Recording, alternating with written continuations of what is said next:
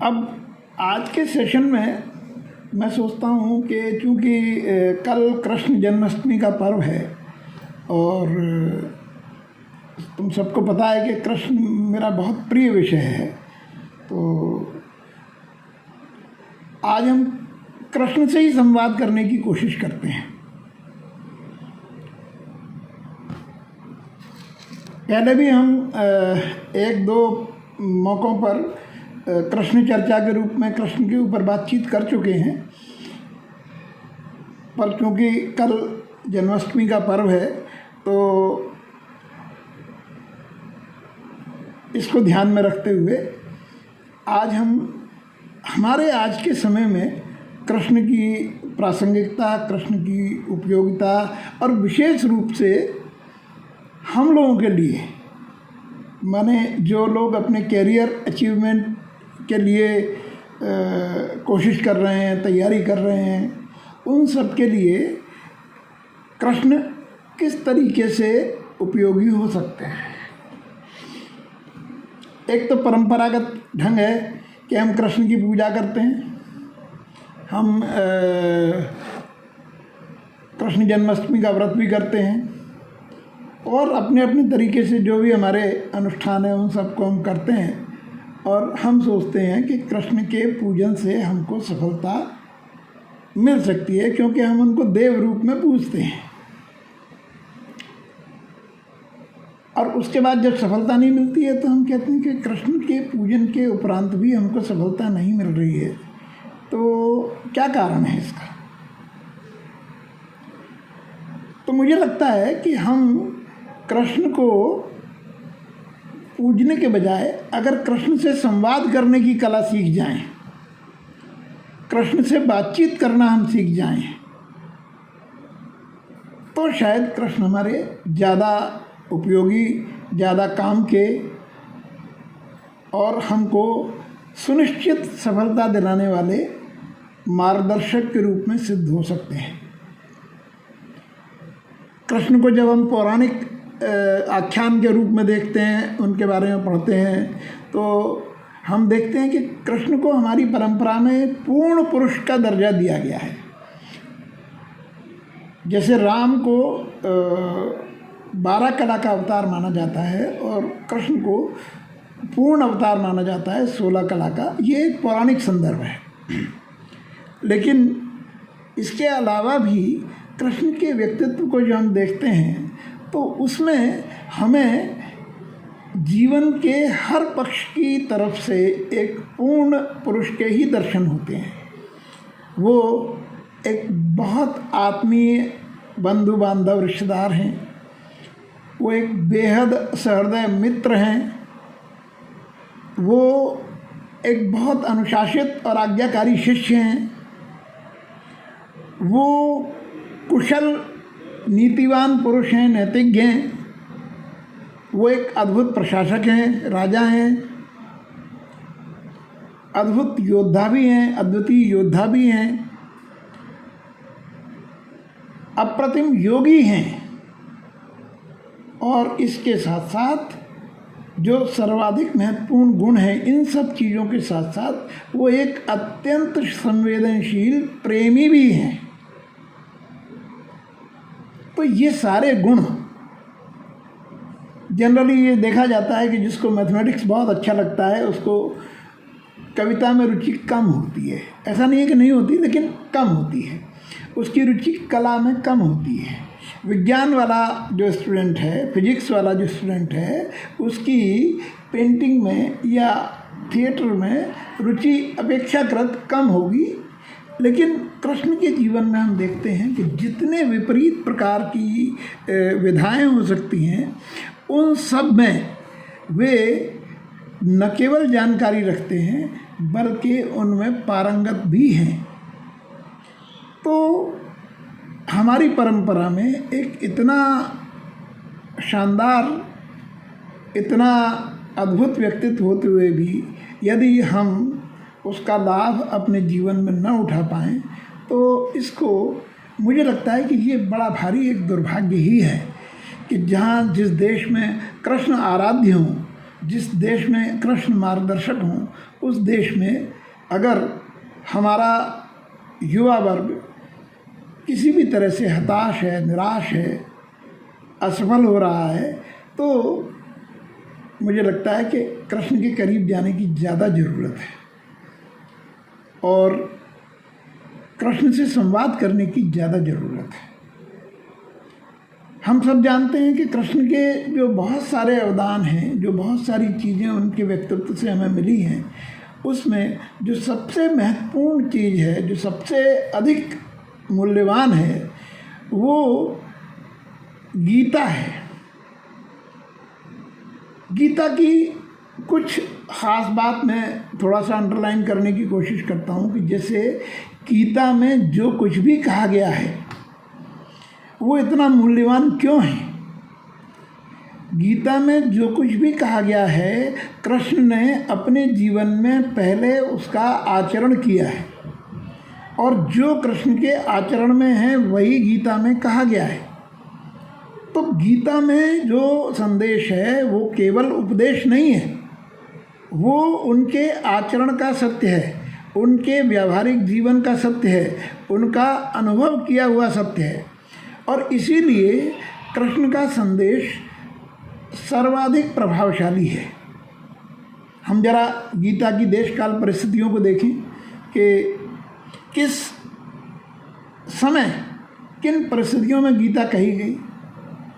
तो हम सब जानते हैं कि युद्ध भूमि में जब महाभारत का युद्ध प्रारंभ होने जा रहा था और बिल्कुल दोनों सेनाएं आमने सामने खड़ी हुई थी और यानी अद्भुत दृश्य है कि युद्ध के लिए तत्पर दोनों सेनाएं आमने सामने खड़ी हुई हैं और उसमें अर्जुन जैसा महारथी, अर्जुन जैसा वीर पुरुष जिसने जीवन में खूब युद्ध लड़े हैं और जीते हैं, उसके जैसा वीर पुरुष इतनी दुविधा में पड़ जाता है कि वो उस युद्ध को लड़ने से ही मना कर देता है। और यहाँ गीता का प्रारंभ है, यहाँ कृष्ण ने गीता कही है। लेकिन कृष्ण ने गीता कही कब है? अर्जुन तो अपने रथ के पिछले भाग में बैठ गया। गीता का जो पहला अध्याय है जिसका नाम विषाद योग है, उसमें अर्जुन ने अपनी बातें इतने अपनी समझ से इतने तर्कपूर्ण ढंग से कही हैं कि बताइए कितने दुर्भाग्य की बात है कि जो हमारे अपने हैं, जो हमारे रिश्तेदार हैं, जो हमारे जिनके साथ हम सारी खुशियों को मनाना चाहते हैं, वही इस युद्ध में, क्योंकि वो युद्ध परिवार के बीच का युद्ध था, उसमें दोनों पक्षों में परिवार के ही लोग थे। तो उनको देख करके अर्जुन के मन में जो मोहपूर्ण स्थिति बनी, उसके कारण वो अपनी वर्तमान की जो उसकी जिम्मेदारी थी, वर्तमान की जो उसकी चुनौती थी, उससे दुविधाग्रस्त हो गया कि मैं ये कैसे युद्ध लड़ूंगा। और इतना ज़्यादा हो गया कि वो रथ के पिछले हिस्से में अपने गांडीव धनुष को रख करके बैठ गया। तो ये गीता की भूमिका है, ये गीता की परिस्थिति है जिन परिस्थिति में गीता कही गई। लेकिन गीता का पूरा अध्याय हो गया, एक अध्याय हो गया। उस एक अध्याय में कृष्ण कुछ नहीं बोले, सिर्फ शांति से सुनते रहे। और दूसरा अध्याय शुरू हुआ तो कृष्ण ने केवल एक बात कही कि ये जो अवसर है, इस अवसर पर मुझे समझ नहीं आता कि अर्जुन, तेरे जैसे वीर और धैर्यवान पुरुष को ये कायरता की स्थिति कैसे बन गई कि तू युद्ध करने से ही मना कर रहा है। जो तेरा वर्तमान का कर्तव्य है, जो सबसे बड़ा तेरे सामने जीवन की चुनौती आई है, और उस समय जिसके लिए सारी तैयारियां थी, तुमने युद्ध कौशल सीखा सब, तो जीवन के सबसे बड़े युद्ध में इस तरीके से तुम युद्ध लड़ने से पहले पराजय मान रहे हो। तो ये कायरता तुम्हारे अंदर किस कारण से उपजी? इस कायरता को तुम त्याग दो और इसको त्याग करके युद्ध के लिए खड़े हो जाओ। ये केवल एक वाक्य कृष्ण ने बोला है। दूसरे अध्याय को गीता की जब हम पढ़ते हैं तो उसमें दूसरे तीसरे नंबर का यही श्लोक है कि जिसमें कृष्ण ने सीधे शब्दों में अर्जुन को बोला कि ये तुम्हारा इस समय ये कायरता का दोष किस कारण से उत्पन्न हुआ है, ये मुझे समझ में नहीं आता, और तुम उठो और युद्ध के लिए खड़े हो जाओ। उसके बाद अर्जुन ने फिर 2-3 श्लोकों में अपने तर्क दिए कि मैं क्यों नहीं होना चाहता, ये हमारे पूजनीय हैं, ये गुरु हैं, ये पितामह हैं, इन सब के रक्त से सने हुए राज्य को मैं कैसे भोगूंगा। यानी उसकी जितने मन की दुविधाएं हैं, जिन दुविधाओं के कारण वो युद्ध नहीं लड़ना चाहता, उसने कृष्ण के सामने रखी। कृष्ण के सामने रखने के बाद वो अर्जुन फिर से बैठ गए, लेकिन उस बैठने में वो एक ऐसी बात कह गए जो बड़े मर्म की बात है और जो मुझे लगता है कि कृष्ण से संवाद करने का सूत्र है कि कृष्ण से संवाद कैसे संभव है। तो उसमें अर्जुन ने कहा कि कृष्ण ने पूछा था कि तुझे ये कायरता का दोष कैसे उत्पन्न हुआ, किस कारण से तू मना कर रहा है कि तू युद्ध नहीं लड़ेगा। ऐसा तो है नहीं कि तूने जीवन में पहले युद्ध नहीं लड़े, और ऐसा भी नहीं है कि आगे तू युद्ध नहीं लड़ेगा। तो यहाँ क्यों तू मोहग्रस्त हो रहा है? केवल तेरे मोह का यही कारण है कि तेरे सामने युद्ध करने के लिए तेरे अपने परिजन, तेरे अपने परिवार के लोग खड़े हुए हैं। तो ये तो कर्तव्य पर चलने में अगर ये तेरा मोह तेरी बाधा बन रहा है तो ये तो ठीक नहीं है। तो अर्जुन ने कृष्ण से सीधा एक वाक्य बोला है, और जो सबसे महत्वपूर्ण मुझे लगता है, और मुझे लगता है कि गीता सिर्फ उस वाक्य के कारण ही कही गई। अगर वो वाक्य अर्जुन ने नहीं बोला होता तो शायद कृष्ण बोलते ही नहीं, क्योंकि कृष्ण अपने पूरे जीवन में कहीं भी अनावश्यक नहीं बोलते। बोलना तो छोड़ो, उनका कोई कर्म कहीं भी अनावश्यक नहीं है। कृष्ण के जीवन को जितना जितना हम गौर से देखने की कोशिश करें तो उनके हर काम में कोई ना कोई प्रयोजन, कोई ना कोई विशेष बात छुपी हुई है। और तभी तो वो कैसे कहते कि उनका जन्म ही इसलिए हुआ है, यदा यदा ही धर्मस्य ग्लानिर्भवति भारत है अभ्युत्थानम धर्मस्य तदात्मानं सृजाम्यहम् धर्म संस्थापनार्थाय विनाशाय च दुष्कृतां परित्राणाय साधूनां विनाशाय च दुष्कृतां धर्म संस्थापनार्थाय संभवामि युगे युगे। ये बात कृष्ण तभी कह सके जब उनके जीवन के प्रत्येक कर्म में धर्म की स्थापना, और यहाँ धर्म को हम उस पारंपरिक अर्थों में न लें। यहाँ धर्म का मतलब है हमारे जीवन में वर्तमान का जो कर्तव्य हमारे सामने है वो कर्तव्य ही हमारा धर्म है। तो इसके लिए हुई थी, तो इसलिए कृष्ण तो बोलते ही नहीं है जब तक उनके सामने कोई प्रश्न उपस्थित न हो, जब तक कोई जिज्ञासा उपस्थित न हो।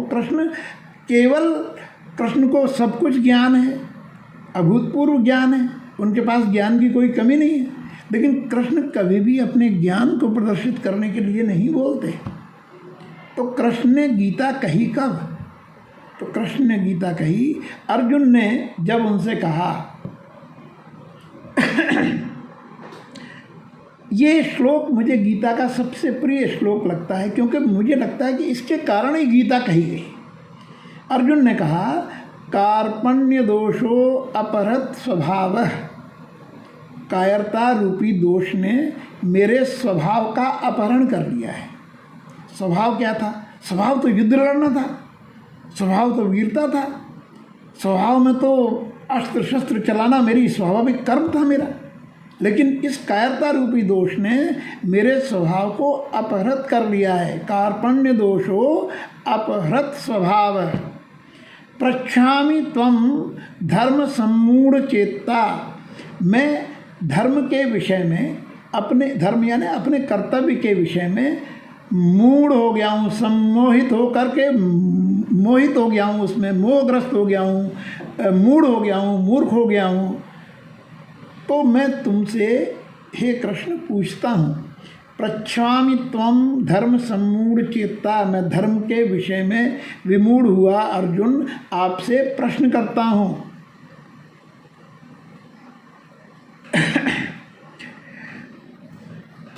तो प्रश्न करता हूँ उसके बाद दूसरी पंक्ति में इस श्लोक की वो कहते हैं, शिष्यस्ते माम त्वाम शाधिमाम प्रपन्नम, मैं आपका शिष्य हूँ और आपकी शरण में प्रपन्न हूँ, नतमस्तक हूँ, आपकी शरणागत हूँ, आपकी शरण में आया हुआ हूँ। यह श्रेयो, जो श्रेयस्कर हो, निश्चितम, निश्चित रूप से मेरे लिए, ताहि ब्रून तन्मे, वो मुझे कहिए कृपा करके, मैं आपका शिष्य हूँ और आपकी शरण में हूँ। ये वो महत्वपूर्ण वाक्य है जिस वाक्य के उत्तर में कृष्ण ने पूरी गीता कही है। कृष्ण ने गीता तब तक कही ही नहीं जब तक कि एक रिश्ता अर्जुन और कृष्ण के बीच में स्थापित नहीं हो गया। और वो रिश्ता था जो अर्जुन ने स्वयं स्थापित किया कि मैं आपका शिष्य हूँ, आपकी शरण में हूँ, मेरे लिए जो निश्चित कर्तव्य हो उस कर्तव्य को आप मुझे कहिए ताकि मैं उस कर्तव्य का पालन कर सकूं। और इसके बाद फिर हम देखते हैं कि फिर कृष्ण बोले हैं, और न केवल बोले हैं, लगातार बोले हैं, और इतना बोले हैं कि पूरी गीता जो इससे पहले एक श्लोक में ख़त्म हो रही थी कि अर्जुन तेरे को ये कायरता क्यों प्राप्त हुई, तू उठ और उठ के खड़ा हो जा, युद्ध कर, ये सीधा सीधा ये भी कृष्ण का ही आदेश था। लेकिन ये आदेश अर्जुन नहीं मान सका। क्यों नहीं मान सका? क्योंकि अर्जुन और कृष्ण के बीच में वो जो रिश्ता था गुरु और शिष्य वाला, वो स्थापित नहीं हुआ था। वो भाई थे, वो मित्र थे, वो सखा थे, सब कुछ थे, लेकिन जिस संबंध से हम सीखते हैं वो संबंध उनके बीच में स्थापित नहीं हो पाया था। तो जब तक ये संबंध स्थापित नहीं होता, हमारी दुविधा के नाश के लिए हमें सही मार्ग नहीं मिलता। तो मुझे लगता है कि कृष्ण से संवाद करने का जो सबसे उपयुक्त और सबसे उचित तरीका है, वो तरीका है उनसे अपने जिज्ञासा को, अपने प्रश्न को, अपने पूरे अहम को त्यागते हुए उनके समक्ष बिल्कुल शरणागत होकर के पूछना। अब ये तो हो गई कथा की बात। तो आज हमारे जीवन में हम किससे पूछें, कौन है कृष्ण? और क्या हम अर्जुन हैं? तो देखो, अगर हम ध्यान से और धैर्य से समझने की कोशिश करें तो हमारे अपने ही अंदर अर्जुन भी है और हमारे अपने ही अंदर कृष्ण भी हैं। हम सही मार्ग के बारे में हमेशा दुविधाग्रस्त रहते हैं या नहीं रहते? अगर नहीं रहते तो हम जितनी भी तैयारी कर रहे हैं अपनी कैरियर मेकिंग की, उस कैरियर मेकिंग की खूब तैयारी के बाद भी जिस दिन परीक्षा का दिन आता है तो उस दिन हम पूर्णतः आत्मविश्वास से भरे हुए क्यों नहीं होते? यदि हमने तैयारी की है और अच्छी तरह से तैयारी की है तो उस तैयारी का परिणाम आत्मविश्वास के रूप में हमारे व्यक्तित्व में दिखना चाहिए कि नहीं दिखना चाहिए? हमने तैयारी की है तो फिर दुविधा कैसे हो रही है? और फिर ये डर क्यों लग रहा है कि पता नहीं सफलता मिलेगी कि नहीं मिलेगी, पता नहीं हम कर पाएंगे कि नहीं कर पाएंगे, ऐसा होगा कि नहीं होगा? बस ये जो विषम परिस्थिति है, यही हमारे जीवन के महाभारत का युद्ध स्थल है, कुरुक्षेत्र है, जिसमें हम अर्जुन की तरह से दुविधाग्रस्त होकर के खड़े हुए हैं। अब इस दुविधा की स्थिति में कृष्ण हमें क्या संदेश देते हैं? कुछ भी नहीं करना है, सिर्फ कृष्ण के व्यक्तित्व को गौर से देखना है और उनकी जो शिक्षा है, जो अनमोल है गीता, उस गीता के उनके संदेश को अगर हम आत्मसात कर लें और उसको आत्मसात करके अपने जीवन में उस व्यवहार को उतारें तो हम अपनी सफलता को 100% सुनिश्चित कर सकते हैं। कैसे मालूम पड़ता है ये? देखो गीता का अंतिम श्लोक देखो क्या लिखा हुआ है। गीता का अंतिम श्लोक है यत्र योगेश्वर कृष्ण, जहाँ पर योगेश्वर कृष्ण हैं, और यत्र पार्थो धनुर्धर है, जहाँ पर कि धनुषधारी अर्जुन हैं। वहाँ पर क्या है, तत्र श्रीर विजयो भूतिर ध्रुवा नीति इतिर मतिर्ममः, यानी कि ये गीता का आखिरी श्लोक है, बस इसके बाद गीता समाप्त है। तो ये जो अंतिम श्लोक है, अंतिम वाक्य में जो निर्णय दिया गया है वो निर्णय ये है कि जहाँ पर धनुषधारी अर्जुन है, जहाँ पर योगेश्वर कृष्ण है, वहीं श्री है, वहीं ऐश्वर्य है, वहीं नीति है और वहीं विजय है। ये अटल नीति है, इसमें परिवर्तन नहीं हो सकता। तो अब हम अपने जीवन में देखें कि हमारे जीवन में कृष्ण भी हैं और हमारे जीवन में अर्जुन भी है। तो हमारा मन जो है वो तो है अर्जुन, और हमारी जो आत्मा है वो है कृष्ण।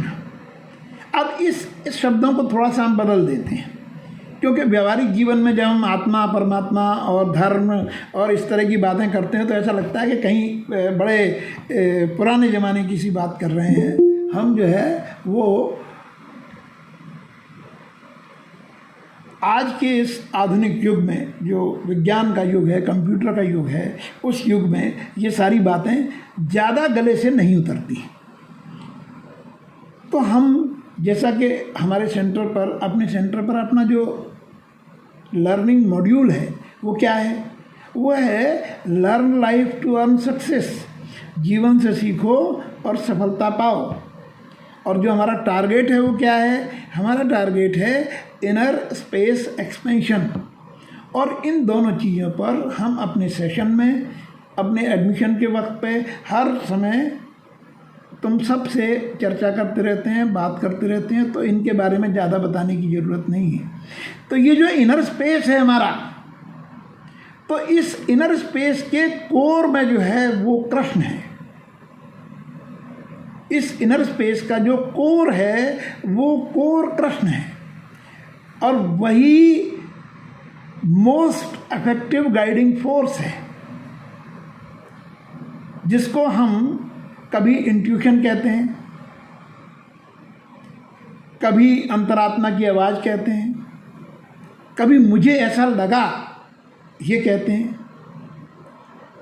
कोई भी नाम से हम बुला लें उसको, लेकिन वो हमेशा हर स्थिति में बिना किसी अपवाद के, विदाउट एनी एक्सेप्शन, हमको समाधान देता है। जो हमारी दुविधा होती है उस दुविधा का समाधान हमको उसी कोर से मिलता है। अब हम 2 मिनट के लिए गीता के श्लोक तो संस्कृत में, उनको भूल जाएं। हम याद करें कि शताब्दी का सबसे महान वैज्ञानिक आइंस्टीन क्या कहता है। आइंस्टीन कहता है कि on the road of discovery, अभी हम डिस्कवरी वर्ड को थोड़ा बदल दें, on the road of success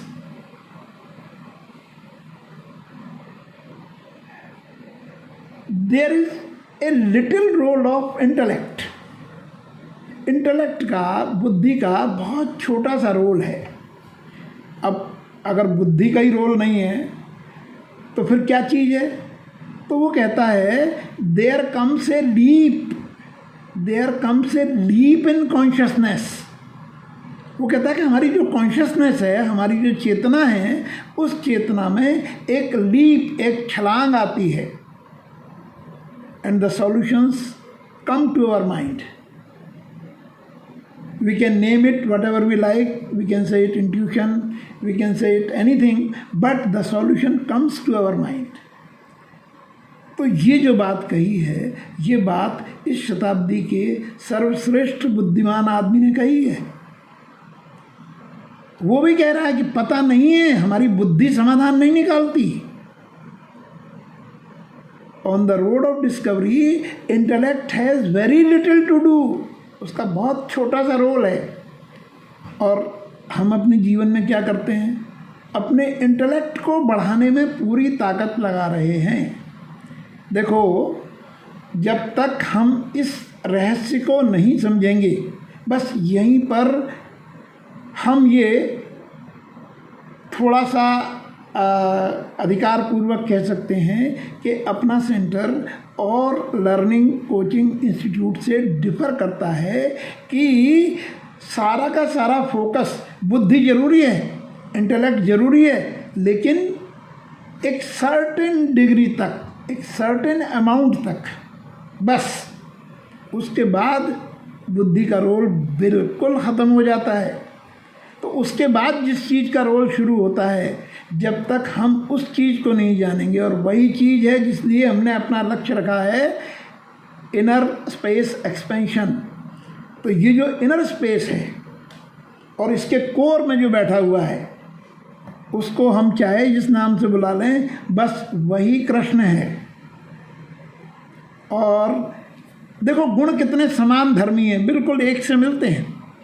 Krishna अपने आप कुछ नहीं बोलते, तो ये जो हमारे कोर में बैठा हुआ है वो भी अपने आप कुछ नहीं बोलता, और अगर बोलता है तो हमें सुनाई भी नहीं पड़ता, क्योंकि हम उसको सुनने के लिए ट्यून्ड नहीं हैं। रेडियो स्टेशन से तो रिले हो रहा है पूरा का पूरा गाना, लेकिन हमारा ट्रांजिस्टर अगर उस फ्रीक्वेंसी पे ट्यून्ड नहीं है तो वो नहीं पकड़ पाएगा। तो यही हमारे जीवन में हो रहा है। हमारे जीवन की जो व्यावहारिक कठिनाई है, वो कठिनाई ये है कि हम अपनी दुविधाओं का जो समाधान है, वो आइंस्टीन ने एक बात और बड़ी अच्छी कही है। उसने कहा है कि बुद्धि के जिस लेवल पर समस्या उत्पन्न होती है, उसी लेवल पर, उसी तल पर उसका समाधान प्राप्त करना असंभव है। तो जिस इंटेलेक्ट के लेवल पर हमारी दुविधा उत्पन्न हुई है, जिस इंटेलेक्ट के लेवल पर, जिस तैयारी के दम पर हम में कॉन्फिडेंस नहीं आ पाया, हम चाहते हैं कि उसी तैयारी को और बढ़ा करके और हम किसी तरीके से अपना वो कॉन्फिडेंस रीगेन कर लें, उसको हम प्राप्त कर लें।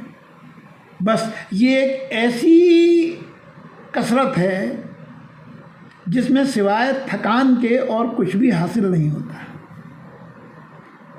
भाई, वर्णमाला के जितने अक्षर हैं A to Z, तो 26 अक्षर अगर आपने पढ़ लिए हैं तो आप कोई भी किताब पढ़ सकते हैं। पढ़ सकते हैं कि नहीं पढ़ सकते? आपको बहुत ज़्यादा अगर नॉलेज नहीं है तो आप थोड़ा धीरे धीरे पढ़ेंगे, थोड़ा अटक के पढ़ेंगे, लेकिन आप पढ़ सकते हैं। लेकिन किताब को पढ़ना ज़्यादा महत्वपूर्ण नहीं है, किताब को पढ़ने के बाद उसके अर्थ को समझना महत्वपूर्ण है। और उसका जो अर्थ समझ में आता है, उस अर्थ को समझने की कला बिना इनर स्पेस को एक्सपेंड किए डेवलप ही नहीं होती, जन्म ही नहीं लेती। अगर सिर्फ किताब पढ़ना पर्याप्त होता तो LLB की डिग्री लेने के लिए तमाम स्टूडेंट उन्हीं लॉ की किताबों को पढ़ते हैं, पर उनमें से कोई 1, 2, 4 ऐसे लोग होते हैं जो वकालत करते हैं तो आउटस्टैंडिंग परफॉर्मेंस होती है, अगर जुडिशरी में जाते हैं तो अद्भुत परफॉर्मेंस होती है, अगर कॉर्पोरेट में जाते हैं तो उनका अलग नाम होता है। मेडिकल साइंस, मेडिकल कॉलेज में पढ़ने वाले उन्हीं पुस्तकों को सारे स्टूडेंट पढ़ते हैं, लेकिन उनमें से आउटस्टैंडिंग कैलिबर के जो डॉक्टर बनते हैं वो कितने बनते हैं? उंगलियों पर गिने जाने लायक। तो ये जो फ़र्क है, ये फ़र्क कहाँ से आता है? बस यही समझने की चीज़ है। जिनका इनर स्पेस एक्सपेंडेड होता है वो उन पुस्तकों में से वो अर्थ निकाल लेते हैं जिसको हम कहते हैं बिटवीन द लाइन्स। जो शब्दों में जो अर्थ छुपा हुआ है, उस छुपे हुए अर्थ के पीछे के रहस्य को जान लेना, बस यही कौशल है। और ये कौशल हमको सिवाय कृष्ण से संवाद करने के और कहीं से प्राप्त नहीं होता। जैसा कि हमने बताया, कृष्ण से संवाद करना यानी कि अपने ही अंतरतम से संवाद करना है, अपने ही इनरमोस्ट कोर से डायलॉग करना है। अब सवाल ये है कि उस इनर मोस्ट कोर तक पहुंचा कैसे जाए। हम तो उससे परिचित ही नहीं है।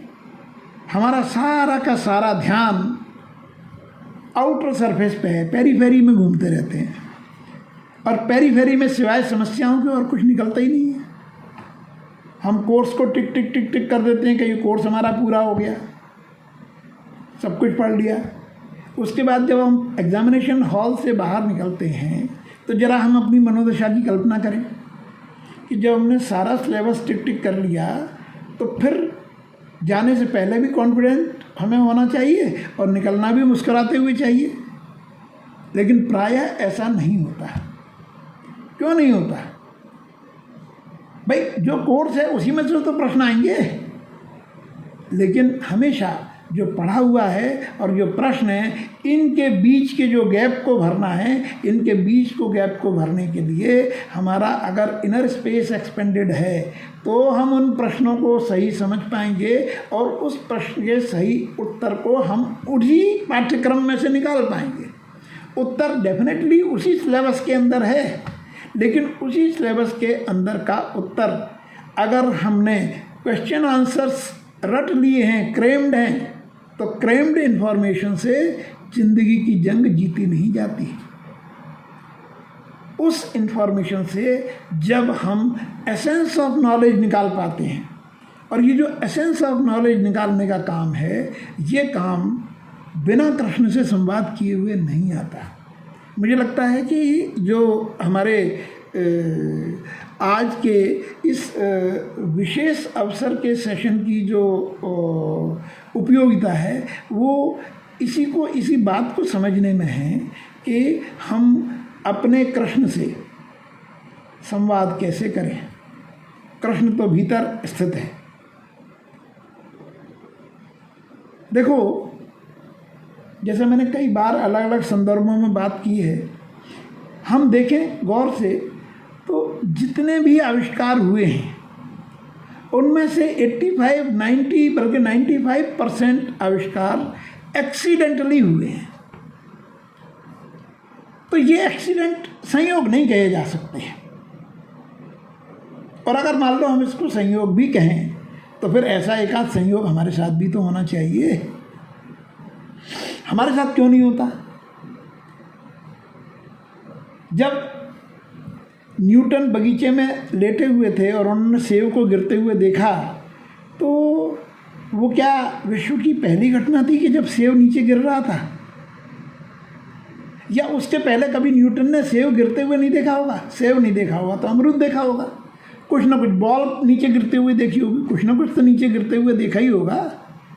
लेकिन उस समय उनके मन में ये विचार क्यों नहीं आया कि इसको कोई नीचे कोई ताकत है, कोई बल है, कोई शक्ति है जो खींच रही है, और फिर उस शक्ति का नाम गुरुत्वाकर्षण दिया जाए? ये विचार उसी समय कैसे आया? बस यही लीप इन कॉन्शियसनेस है, यही चेतना की छलांग है। और जैसा हम साधारण अर्थों में भी समझें कि छलांग लेने के लिए स्पेस का होना बहुत ज़रूरी है। कम स्पेस में छलांग संभव नहीं है। छलांग संभव ही तब है जब स्पेस बड़ा हुआ हो। हम दौड़ते हुए आए हैं और जो स्पेस है छलांग लेने का वो बहुत छोटा है, तो क्या छलांग ले पाएंगे? Leap is not at all possible in the limited space. Leap is possible only in expanded space. तो expanded space in our consciousness, उसमें ये छलांग संभव है जिस छलांग में हमारे मन में वो अद्भुत विचार आता है जो विचार हमको उपलब्धि प्रदान कर देता है। और अगर ये इस इनर स्पेस को बढ़ाने की विधियाँ ही हैं जो अपन 30 मिनट एक्सरसाइज के रूप में करते हैं, जो हम पॉजिटिव थिंकिंग के रूप में करते हैं, जो हम अपने 7 कमिटमेंट को फॉलो करके उनके अर्थ को समझने में करते हैं, और जितनी मात्रा में करते हैं, देखो इनर स्पेस एक्सपेंशन की जो लिमिट है वो अनलिमिटेड है। जिस तरीके से आउटर स्पेस अनलिमिटेड है, आउटर स्पेस के बारे में हम सब जानते हैं कि इट इज़ ऑलवेज एक्सपेंडिंग। ये विज्ञान ने प्रूव कर दिया है, जो आउटर स्पेस है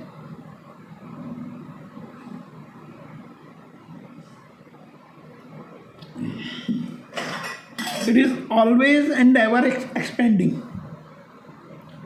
at the rate of 13 kilometer,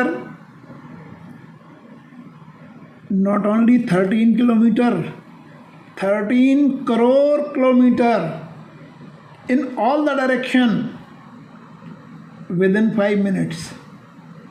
ये जो स्पेस एक्सपेंशन की जो गति है वो गति है प्रत्येक 5 मिनट में चारों तरफ से यह 13 करोड़ किलोमीटर फैल जाता है और इस गति से ये अनंत काल से फैलता हुआ चला जा रहा है।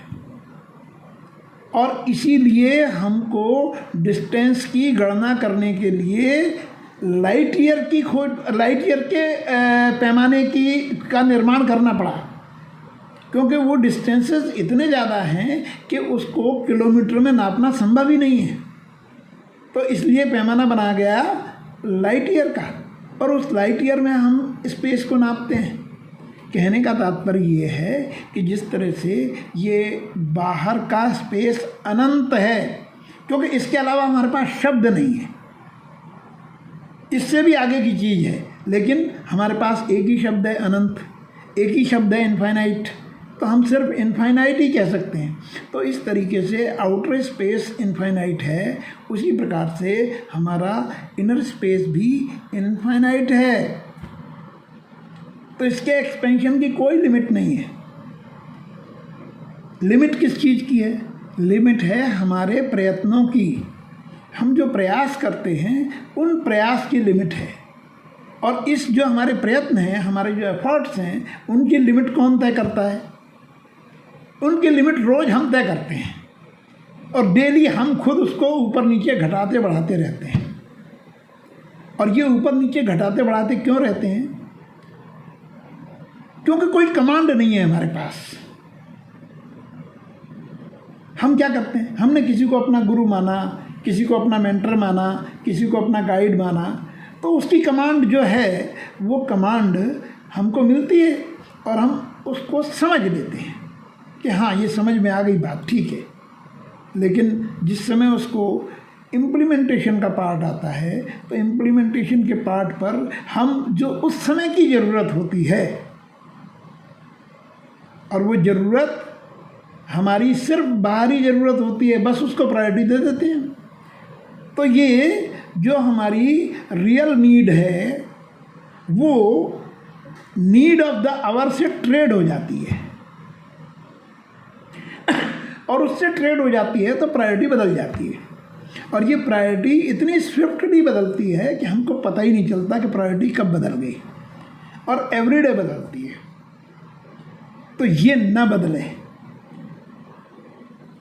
ये न बदले, इसके लिए हमको आवश्यक रूप से, अनिवार्य रूप से, कंपल्सरीली अपने कोर से कनेक्ट होना ही पड़ेगा। और अपने कोर से हम स्वयं करके कनेक्ट नहीं हो पाते। ये बड़ा विचित्र रहस्य है कि हम स्वयं, हमारा ही कोर है, हमारा ही अंतरतम है, हमारा ही इनर स्पेस है, लेकिन ये ऐसा नहीं है जिसको हम हाथ से फैला करके रबड़ की तरह से तान दें। ये इनर स्पेस का फैलना कुछ निश्चित क्रियाओं का परिणाम है, और उन क्रियाओं को करने के लिए हम अकेले तत्पर हो ही नहीं पाते। और यहीं हमें एक बाहरी कमांड की ज़रूरत पड़ती है, और ये बाहरी कमांड, गीता में भी इसका एक सूत्र दिया हुआ है। गीता में जब अर्जुन कहता है कि ये जो ज्ञान है कृष्ण की बात को सुनने का और समझने का, ये कहाँ से प्राप्त होगा? कृष्ण गीता तो तब कहेंगे जब आप शरणागत हो जाएंगे, प्रपन्न हो जाएंगे पहले। लेकिन जब तक आप प्रपन्न ही नहीं होंगे तब तक गीता आप तक पहुँचेगी कैसे? तब तक कृष्ण के वचन आपको सुनाई कैसे पड़ेंगे? तब तक आपका कोर जो बोलेगा आपसे वो आप सुनोगे कैसे? वो तो आप सुन ही नहीं पाओगे। तो इस समझ को डेवलप करने के लिए, इस ज्ञान को प्राप्त करने के लिए, इस स्किल को अपने अंदर पैदा करने के लिए गीता में भगवान ने कहा है कि तद्विद्धि प्रणिपातेन, तू उन जानने वालों के पास, उन ज्ञानियों के पास जा, प्रणिपातेन, उनको प्रणाम कर, नमस्कार कर, परिप्रश्नेन सेवया, और उनसे प्रणाम करके प्रश्न कर, परिप्रश्नेन सेवया। फिर क्या होगा? वो तेरे को उपदेक्ष्यन्ति ते ज्ञानम ज्ञानिनस् तत्वदर्शिनः, वो ज्ञान को जानने वाले तत्वदर्शी तुझे उस ज्ञान का उपदेश करेंगे जो ज्ञान तुझे तेरे अपने अंतरतम से परिचित कराएगा। देखो, बाहरी गुरु का जो रोल होता है, हमारा जो मेंटर है, हमारा जो गाइड है, उसका जो रोल होता है वो सिर्फ इतना ही होता है कि वो हमको हमसे मिला दे, बस। हमारा अपना पोटेंशियल क्या है, हमारी अपनी संभावना क्या है, इस संभावना का सपना दिखा दे। कृष्ण ने क्या किया था? अर्जुन को विराट रूप दिखाया था ना। तो विराट रूप दिखाना मानो हमारी अपनी ही संभावना को हमारे सामने उपस्थित कर देना है कि ये तेरी संभावना है। तो एक बार वो संभावना हमने देख ली, अपनी सारी चीज़ों को देख लिया कि हाँ ये है, वो ठीक उसी तरीके से है जैसे हम एक फिल्म देखने जाएं और फिल्म शुरू होने से पहले हमें उसके एंड के सीन दिखा दिए जाएं। तो अभी एंड तो सुनिश्चित हो गया।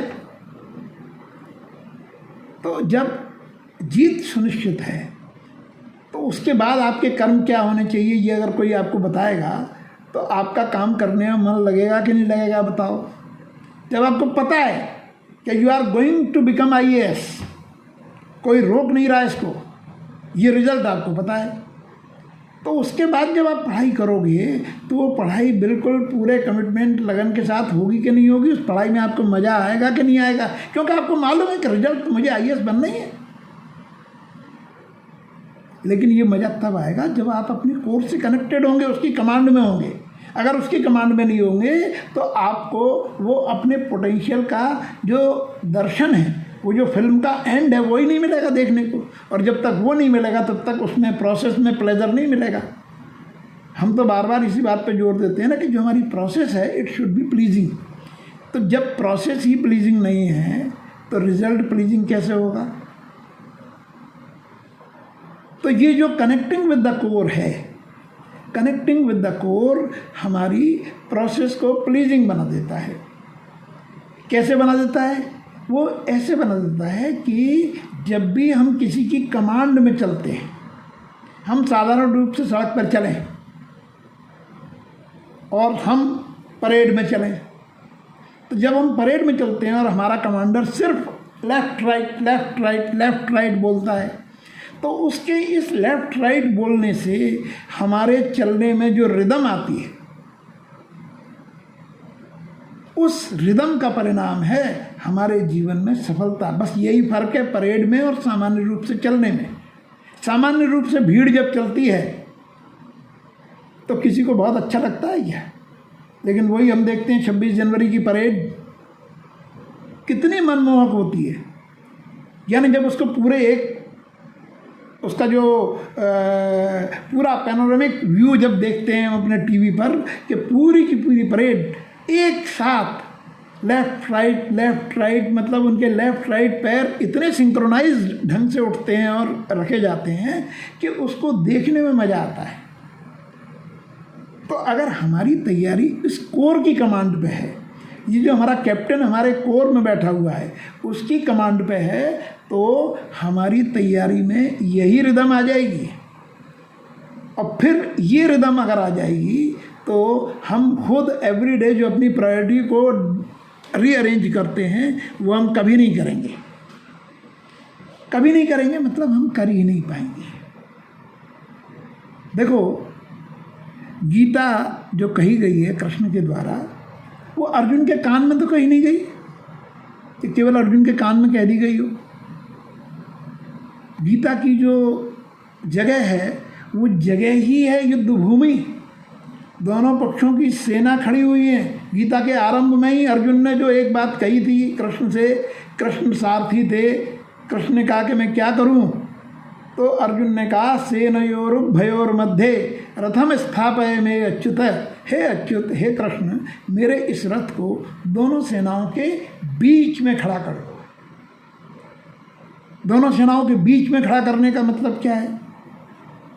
तो अर्जुन ने कहा यावदे तान निरीक्षे हम, जिससे कि मैं यहाँ जो उपस्थित लोग हैं उनका निरीक्षण कर लूँ। युद्ध कामना अवस्थितान, युद्ध की कामना से उपस्थित ये जो राजा लोग यहाँ पर हैं उनको मैं देख सकूँ। तो युद्ध भूमि के बीचों बीच में कही गई है, पर सुनी किसने? अगर गीता सबने सुनी होती तो महाभारत होता है?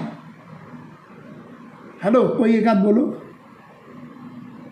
अगर नहीं होता हो। अगर गीता सब लोगों ने सुन ली होती तो महाभारत नहीं होता, क्योंकि फिर तो परिणाम ज्ञान। अच्छा, कृष्ण के कथन का जो सबसे बड़ा प्रभाव है वो प्रभाव ही ये है कि कृष्ण का कथन कन्विंसिंग है, वो ठुकराया जा ही नहीं सकता। आज थोड़ी सी टाइम की लिमिट है, 3:51 हो गए हैं, और ये मैं भी कुछ इतने क्या कहना चाहिए, एक तरह से गीता और कृष्ण मेरा भी बहुत आवेश है उसमें, तो मैं भी उस स्थिति में आ गया कि यहाँ मुझे मजबूरन रोकना पड़ रहा है, वरना इस पर कितनी भी देर बोला जा सकता है। तो मैं इसको समराइज़ कर दूँ कि कृष्ण का कहा टालने योग्य नहीं है, उसको हम चाहें भी तो हम टाल नहीं सकते। It is so convincing. तो बस करना क्या है? करना ये है कि अपने आप को कृष्ण की कमांड में ले आए। देखो, हमारी ही पर्सनैलिटी में with in us only Arjun भी हैं और कृष्ण भी हैं। तो कृष्ण के होते हुए अर्जुन अगर हार जाए, सोचो जरा, यही तो बात कही थी भाई। धृतराष्ट्र वहाँ संजय जब बता रहा है हाल, तो धृतराष्ट्र तो कृष्ण को ही गालियाँ दे रहे हैं कि बताओ, अच्छा भला अर्जुन युद्ध नहीं करना चाहता, बिना युद्ध के ही जीत हो रही है कौरवों की। ये कृष्ण ही है सबसे ज़्यादा खराब आदमी, यही है दुष्ट, यही उसको उकसा रहा है। तो अगर कृष्ण की बात सब लोगों ने सुनी होती तो भी महाभारत नहीं होता, या कृष्ण की बात अर्जुन ने नहीं सुनी होती तो भी महाभारत नहीं होता, क्योंकि वो तो गांडीव डाल के बैठ ही गया था। उसने तो सोच ही लिया था कि नहीं, मुझे नहीं करना युद्ध। तो कृष्ण की बात ऐसी है ही नहीं कि जो कृष्ण बोले और मानी न जाए। तो बस हमको इस जो जन्माष्टमी का पर्व है उस पर, जो कृष्ण को हम कहते हैं कृष्णम वंदे जगत गुरुम, कृष्ण को जगत गुरु जो कहा जाता है वो इसीलिए कहा जाता है कि कृष्ण का कथन मोस्ट कन्विंसिंग है। कृष्ण का कथन उनके जीवन में व्यवहार पहले किया गया है, कहा बाद में गया है, तो इसलिए उस पर अविश्वास करने का कोई कारण नहीं है। वो जो कुछ भी कहते हैं वो पहले कर चुके हैं। तो अगर वो दूसरे से कहते हैं कि तुमको इतना, तब उनकी दृष्टि धर्म अधर्म के बारे में बिल्कुल साफ है, किसी प्रकार का उनको कोई कन्फ्यूज़न नहीं है। हम खुद भी देखें, कभी कभी जीवन में, कभी कभी तो अनुभव सबको ही हुआ होगा कि जब हम अपने उस कोर्स से कनेक्ट होते हैं और उस कोर्स के गाइडेंस में किसी प्रश्न का समाधान लेते हैं तो उस कोर की दृष्टि इतनी साफ होती है, हम उसको अपने वेस्टेड इंटरेस्ट के कारण उतना फॉलो नहीं कर पाते, ये दूसरी बात है, और उसके पर्सपेक्टिव को अलग ढंग से समझने की ज़रूरत है। लेकिन जो मैं बात बताना चाहता हूँ वो ये है कि जो कृष्ण के डायमेंशंस हैं उनमें कहीं भी हम अगर एक बार कनेक्ट होते हैं तो हमारी दृष्टि भी उसी तरीके से साफ होती है जैसी उनकी है। कृष्ण की दृष्टि साफ है, तभी तो वो कहते हैं कि कर्ण का रथ का पहिया इसमें फंसा हुआ है, अर्जुन इसी समय इसका सिर धड़ से अलग कर दे, वरना तू इसको मार नहीं पाएगा। बताओ, इतनी दृष्टि जिसकी साफ होगी, जो कन्विंस्ड होगा, वही कह सकता है। वरना तो सहज रूप से अरे अरे छोड़ो भाई दया अरे ऐसा नहीं, ये उसका रथ का पहिया पड़ा। वही कर्ण कह रहा है कि आप क्या अनीति सिखा रहे हो। लेकिन कृष्ण की दृष्टि बिल्कुल साफ है। मेरे ख्याल से अब अगले सेशन में अगर तुम सब लोग चाहोगे तो इसी विषय पर और आगे बात करेंगे। तो आज के सेशन को हम यहीं कंक्लूड करना चाहेंगे कि हम अपने कृष्ण से संवाद करना सीखें। जन्माष्टमी पर कृष्ण की उपयोगिता, कृष्ण की पूजा, कृष्ण की अर्चना इसी रूप में की जाए कि हमारे अंदर जो कृष्ण है, हमारे कोर में जो है कृष्ण, उनसे हमारा डायलॉग स्थापित हो सके। और उनसे डायलॉग स्थापित करने के लिए ही ये जो अपन सेंटर से जुड़े हुए हैं, इस सेंटर की जितनी भी कमांड है, ये कमांड है ही इसलिए क्योंकि लक्ष्य वही है, इनर स्पेस एक्सपेंशन। विधि वही है, learn life to earn success. Krishna अपने जीवन में सफल क्यों है? क्योंकि कृष्ण पूरी तरह जीवन में डूबे हुए हैं। कृष्ण को जीवन में जो चीज़ भी सामने मिली है, कृष्ण के जीवन में उस चीज़ की समग्र स्वीकृति है, संपूर्ण स्वीकृति है। कहीं भी उनके जीवन में किसी चीज़ की कोई अस्वीकृति नहीं है। वर्तमान में जो चीज़ सामने आई, कृष्ण ने उसको स्वीकारा। अगर वर्तमान में युद्ध में भागना धर्म हुआ तो कृष्ण युद्ध से पलायन भी करते हैं। कृष्ण का अपना कोई संकल्प ही नहीं है, तो कृष्ण के किसी भी कार्य में परिश्रम भी नहीं है। इसीलिए कृष्ण के किसी भी कार्य में दुविधा नहीं है। और जिसके स्वयं के कार्य में दुविधा नहीं है, वही दूसरे को भी दुविधा से मुक्त कर सकता है। वरना जो स्वयं दुविधा में है, अगर कृष्ण खुद दुविधा में होते तो अर्जुन की दुविधा को देख के और जिस तरह के तर्क अर्जुन ने दिए हैं, उस तरह के तर्क में कहते यार बात तो तू सही कह रहा है, अपने लोगों को मार करके कैसे क्या करेंगे? नहीं नहीं नहीं, ये ठीक नहीं, सही बात है, बिल्कुल ठीक बात है। तो फिर काम बनता है कुछ। लेकिन जब अर्जुन ने वो सारी बातें कही तो कृष्ण क्या कहते हैं? हंसते हुए बोलते हैं, अशोच्यान व शोचंती। जो सोचने की वस्तु नहीं है उस पर सोचता है? और प्रज्ञावादांश भाष से, और ज्ञानी पुरुष की तरह से बोल रहा है, तर्क दे रहा है। गतासूंस नानुशोचंती पंडिता। पंडित लोग, ज्ञानवान लोग, विद्वान लोग, जो चला गया या जो जाने वाला है या जो है, इनमें से किसी के विषय में भी सोच नहीं करते। तो कृष्ण की दृष्टि इतनी साफ है। तो हम आज जन्माष्टमी के अवसर पर ये संकल्प लेने की कोशिश करें कि जो विधि सेंटर पर बताई जाती हैं, जिनमें दो सबसे प्रमुख हैं, एक अपने 7 कमिटमेंट को फॉलो करना। तो जब 7 कमिटमेंट हम पढ़ें तो उनके पूरे अर्थ को समझते हुए पढ़ें। और दूसरी चीज़ कि जो 30 मिनट एक्सरसाइज है, उस 30 मिनट एक्सरसाइज को भी पूरी ईमानदारी से करने की कोशिश करें। गलतियाँ एवरीडे होंगी। हमारी जो कार्यसूची है प्रतिदिन की, उसमें एवरीडे बदलाव आएगा। लेकिन इसके पैरेलल, इसके समानांतर हम अपनी इस इनर कोर से कनेक्ट होने की जो कोशिश है, जो संकल्प है, उसको भी बना के रखें, उसको भी जारी रखें। तो निश्चित रूप से एक दिन ऐसा आएगा कि हमें पता ही नहीं चलेगा और हम कनेक्ट हो जाएंगे। और कनेक्ट हो जाने के बाद का जो आनंद है वो अद्भुत है, उसको बताया नहीं जा सकता। इसकी थोड़ी सी झलक मुझे मिली हुई है, मैं जानता हूँ क्या है। तो इसलिए मैं इस बात पर बहुत फोकस करता हूँ कि हम केवल अपनी बौद्धिक क्षमताओं को न, बौद्धिक क्षमताएं बढ़ाएं।